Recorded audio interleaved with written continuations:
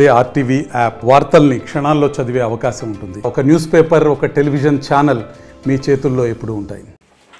TDP, Janasena, BJP పొత్తులో భాగంగా ఇప్పటికే సీట్ల ఖరారు కూడా అయిపోయింది. ఈ నేపథ్యంలో కొన్ని చోట్ల టీడీపీ అభ్యర్థులు కేటాయించిన సీట్లు, ఇటు జనసేనకు సంబంధించిన కొన్ని సీట్లు కూడా ఇరు పార్టీల నాయకులు కూడా బలంగానే ఉన్నారని చెప్పొచ్చు. కానీ కొన్ని చోట్ల టీడీపీకి సంబంధించిన నాయకుల కేటగిరీలో జనసేనకు కూడా సీటు వెళ్ళింది. ఈ నేపథ్యంలో నర్సాపురం నియోజకవర్గానికి సంబంధించి మాజీ ఎమ్మెల్యే బండారు మాధవ్ నాయుడు కూడా సీటు వస్తుందని చాలా వరకు ఆశించారు. కానీ ఈ సీటు జనసేనకు కేటాయించారు. ఇదే విషయంలో మనతో మాట్లాడడానికి మాధవ్ నాయుడు గారు ఉన్నారు. చాలా చివరి వరకు కూడా సీటు మీకు వస్తుందని ఆశించారు. ఎందుకు ఇలా జరిగింది? అలయన్స్లో భాగంగా అది జనసేనకి ఇస్తున్నారని చెప్పేసి పత్రికల ద్వారానే మేము తెలుసుకోవడం జరిగింది. అయితే ఎక్కడ కూడా రెండో జాబితా పవన్ కళ్యాణ్ గారు ఎక్కడ కూడా అనౌన్స్ చేసినటువంటి సందర్భం ఎక్కడ కూడా లేదు. అయితే పత్రికల ద్వారా తెలుసుకున్నాం. సో అది అఫీషియల్గా అనౌన్స్ అవ్వాల్సి ఉంది కాబట్టి మేమైతే ఇంకా స్టిల్ ఖచ్చితంగా ఇది అలయన్స్లో తెలుగుదేశం పార్టీకే వస్తుందనే ఒక నమ్మకంతో ఉన్నాం. అది వచ్చిన తర్వాత దానికి సంబంధించి ఏంటనేది అందరం కూడా చర్చించి ముందుకెళ్ళాల్సిన పరిస్థితి ఉంది. అంటే మంగళగిరిలో పవన్ కళ్యాణ్ సమక్షంలో కూడా వాళ్ళకి సంబంధించి ఒక మ్యాండేట్ కూడా ఇచ్చారు. అంటే వాళ్ళకి సీట్లు దాదాపు ఖరారైనట్లే కూడా అని కూడా అందరూ భావిస్తున్నారు. మరి మీరు ఇంకా ఖరారు కాలేదండి?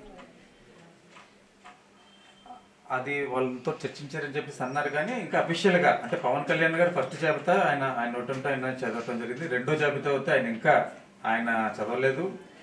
అయితే అక్కడ మరి వాళ్ళ యొక్క ఆఫీసు వర్గాల ద్వారా నుండి లేదంటే వేరే వాళ్ళ పర్సనల్ సమాచారాల ద్వారా నుండి వీడియోలో అయితే వచ్చింది, అఫీషియల్గా అయితే రాలేదు.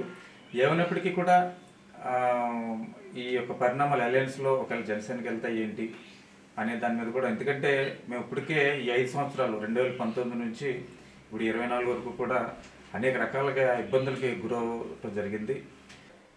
అటు నియోజకవర్గం అనేక రకాలుగా నష్టపోయింది, ప్రజలు అనేక రకాలుగా సమస్యలు ఎదుర్కోవడం జరిగింది. అన్ని వర్గాల ప్రజలు కూడా ఇబ్బందులకు గురవుతూ వచ్చారు.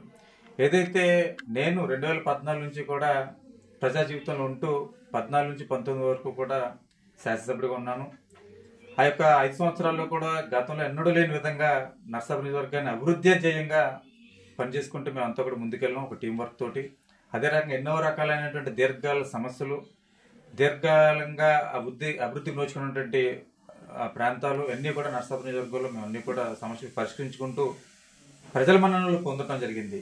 అయితే 19లో వచ్చినటువంటి ట్రయాంగిల్ ఫైట్లో భాగంగా ఏదైతే వైఎస్ఆర్సీపీ అధికారంలోకి వచ్చిన తర్వాత ఎన్నడూ లేని విధంగా, స్వతంత్రం వచ్చిన తర్వాత ఎన్నడూ లేని విధంగా ఈ యొక్క నాయకత్వంలో ప్రజలందరూ కూడా ఇబ్బందులకు గురయ్యారు. అందులో భాగంగా మీరు చూస్తే కనుక అనేక పోరాటాలు మేము చేసాం. ప్రతిపక్ష నాయకులుగా ప్రతిపక్ష హోదాల్లో అనేక పోరాటాలు చేసాం, అనేక కేసులు కూడా మా మీద పెట్టారు. అయితే తర్వాత 2021 సంవత్సరంలో ఏదైతే మా అంతర్గత పార్టీలోనే జరిగినటువంటి కొన్ని కుట్రలు, కుతంత్రాలు, వెన్నుపోటు వ్యవహారాలు ఏవైతే జరిగినాయో అందులో బలిపసుపుగా నన్ను చేసినటువంటి పరిస్థితుల్లో ఏదైతే క్యాడర్ అంతా కూడా ప్రజాదరణ ఉన్నటువంటి క్యాడర్, అటు పట్టణంలో ఉన్నటువంటి మొగల్తూరు మండలం, నర్సాపురం మండలంలో ఉన్నటువంటి ప్రజాదరణ ఉన్నటువంటి క్యాడర్ అంతా కూడా నా వెనకాలే ఉంటూ, నా ఆత్మీయులు, నా మిత్రులు అంతా కూడా నా వెనకాలే ఉంటూ నీకు మేమంతా కూడా అండదండలుగా ఉంటామని చెప్పేసి అందరూ కూడా నాకు ధైర్యం, భరోసా కల్పిస్తూ నా వెంటే ఉన్నారు. ఆ సందర్భంలో కూడా 2021 తర్వాత కూడా ఏదైతే నర్సాపురం నియోజకవర్గం ఎదుర్కొన్నటువంటి అనేక సమస్యలు, ఏదైతే జిల్లా కేంద్రం ఏదైతే నష్టపోయామో, అదేవిధంగా అర్ధరాత్రులు కూడా మా యొక్క క్యాడర్ మీద ఏదైతే పోలీస్ కేసులు పెట్టినటువంటి సందర్భాలు, ఈ పోలీసు వ్యవహార శైలి, వాళ్ళు ఎదుర్కోవడంలో భాగంగా వాళ్ళు మా మీద లాఠీ చార్జీలు చేసినటువంటి సందర్భాలు, వాళ్ళు చాలామంది మా క్యాడర్ అంతా కూడా లాఠీలు దెబ్బలు తిన్నటువంటి పరిస్థితులు అంతా కూడా చూసాం. అదేవిధంగా వీళ్ళందరి మీద కూడా ఎన్నో కేసులు బనాయించినటువంటి పరిస్థితులన్నీ కూడా చూసాం. ఇలాగా ఒక నరకయాతన అటు క్యాడర్తో పాటు ప్రజానీకం అంతా కూడా ఒక నరకాన్ని 5 సంవత్సరాలు కూడా అనుభవించడం జరిగింది. అందు గురించి భవిష్యత్ 5 సంవత్సరాలు నాకు రిలీఫ్ కావాలి. వేళ నర్సాపురం నియోజకవర్గ ప్రజానీకానికి కానివ్వండి, ఈ యొక్క క్యాడర్ కానివ్వండి, అందరికీ కూడా ఒక రకమైనటువంటి రిలీఫ్ అవసరమైనటువంటి సందర్భం ఉంది. కాబట్టి దీనికి అనుగుణంగా ఒకవేళ నిజంగానే ఇది అలయన్స్లో ఇది జనసేనకి వెళ్ళిందంటే దీని పరిస్థితులు ఏంటి, భవిష్యత్తులో నర్సాపురం నియోజకవర్గం ఏ రకంగా ఉండబోతుంది అనే దాని మీద కూడా మేమంతా కూడా క్యాడర్ అంతా కూడా, ఎందుకంటే వాళ్ళు ఎన్నో ఆటుపోట్లు ఉన్నటువంటి సందర్భంలో ఎన్నో కష్టాలు నష్టాలు ఓర్చుకుని వాళ్ళంతా కూడా నాకు సపోర్ట్గా అండదండలుగా ఉన్నటువంటి పరిస్థితుల్లో వాళ్ళందరితో కూడా నేను చర్చించి భవిష్యత్తు కార్యాచరణ ఏ రకంగా ముందుకెళ్దాం అనేది అంతా కూడా చర్చించుకోవాల్సినటువంటి అవసరం ఉంది. అందరూ ఒక ఏకాభిప్రాయం మీదే మేమంతా కూడా నిర్ణయం తీసుకుని ముందుకెళ్తామని చెప్పి తెలియజేస్తాం. నియోజకవర్గంలో చాలా సమస్యలపై మీరు స్వయంగా పోరాడారు, మీరు కూడా రంగంలో దిగారు. కానీ ఇలాంటి పరిస్థితుల్లో మిమ్మల్ని అధిష్టానం ఎప్పుడైనా సంప్రదించిందా? ఈ సీట్ కేటాయింపుల విషయంలో ఎప్పుడైనా సంప్రదించిందా? ఆ విషయంలో ఏదైతే సీట్ కేటాయింపు అనేది ఇంకా నాకైతే అఫీషియల్గా స్పష్టత రాలేదు. ఎందుకంటే ఎక్కడా కూడా ఆ యొక్క పవన్ కళ్యాణ్ గారు రెండో జాబితా ఇలా నర్సాపురానికి ఇలా పలానా అభ్యర్థి మేము కేటాయించని చెప్పేసి ఎక్కడా కూడా ఆయన చెప్పినటువంటి సందర్భం ఎక్కడ కూడా లేదు. కాబట్టి ఇంకా మేము అది కేటాయించలేదని అనుకుంటున్నాం. అయితే దానికి సంబంధించి కూడా ఇప్పటివరకు కూడా మాకు అధిష్టానం కూడా ఏ విధమైన కమ్యూనికేషన్ కూడా లేదని చెప్పి తెలియజేస్తాం. బయట బాగా ప్రచారం జరుగుతుంది, మాధవ్ మీద ఇండిపెండెంట్గా వెళ్తారు అంటే నియోజకవర్గంలో ఉన్న పరిస్థితులకు అనుగుణంగా ఈ రకంగానే అలయన్స్ ఉంటే కనుక ఈ రకంగా చేస్తే బాగుంటుంది అనేది చాలామంది అటు కేడర్తో పాటు ప్రజానీకం అంతా కూడా కామన్ పబ్లిక్ అంతా కూడా అడుగుతూ ఉన్నారు, వాళ్ళు విజ్ఞప్తి చేస్తూ ఉన్నారు. అయితే ఎన్ని కూడా అందరం కూడా ఏకపక్షంగా నిర్ణయం తీసుకుని ముందుకెళ్ళాల్సిన అవసరం ఉంది. కాబట్టి మేము ఇంకా ఆ కోణంలో మేము ఇంకా ఆలోచించలేదు.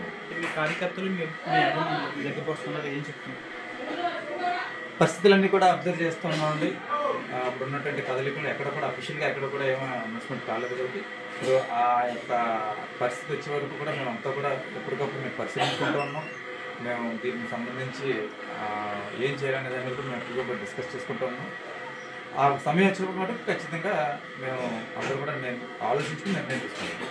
నర్సాపురం నియోజకవర్గానికి సంబంధించిన సీటు విషయంలో ఇటు జనసేనకి వెళ్ళిందనేది బయట ప్రచారం జరుగుతుంది. ఇదంతా ఫేక్. కానీ పవన్ కళ్యాణ్ అఫీషియల్గా చెప్పిన తర్వాత దీన్ని నమ్ముతాము. అప్పటి వరకు కూడా మేము వెయిట్ చేస్తాం. ఎలా అయినప్పటికీ కూడా నర్సాపురం నియోజకవర్గంలో తను పోటీ చేస్తానని తన అభిమానులు కార్యకర్తలతో సమావేశంగా భవిష్యత్తు కార్యాచరణ త్వరలో ప్రకటిస్తానని మాధవ్ నాయుడు చెప్తున్నారు. వీడియో చంద్రశేఖర్తో మన టీవీ నర్సాపురం. మరిన్ని వీడియోస్ కోసం ఛానల్ ని సబ్స్క్రైబ్ చేయండి. లేటెస్ట్ అప్డేట్స్ కోసం వాట్సాప్ ఛానల్ ని ఫాలో చేయండి. అండ్ లింక్ డిస్క్రిప్షన్ లో ఉంది.